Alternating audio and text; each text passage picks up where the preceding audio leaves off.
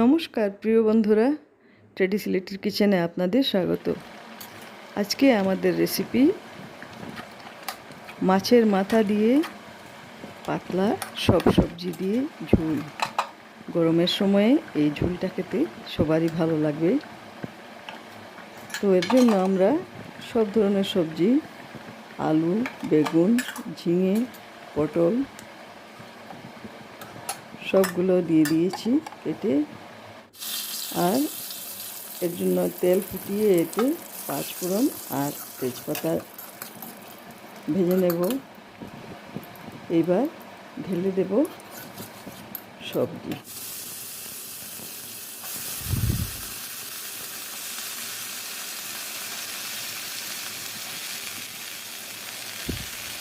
সবজিগুলো ভালো মতো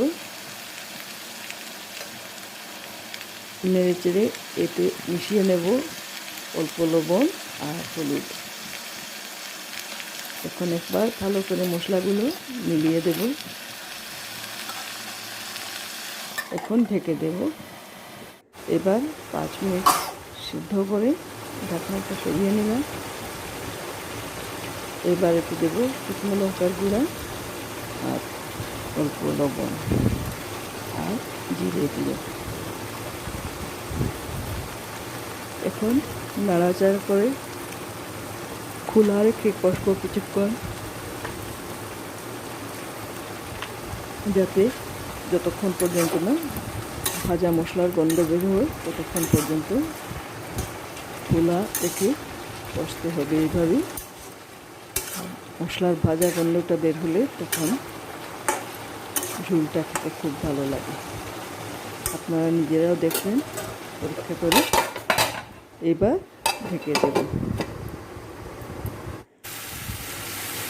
এবার হয়ে গেছে 5 মিনিট। এবার ঢাকনা সরিয়ে একটু ঢেলে দেবো জল আন্দাজ মতো।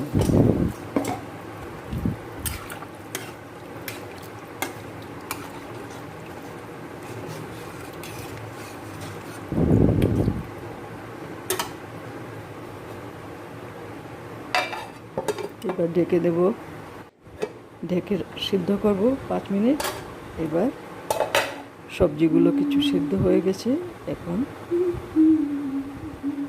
ফুটতে শুরু করেছে। এবার দিয়ে দেব এতে ভেজে রাখা মাছের মাথা আর মাছের টুকরোগুলো।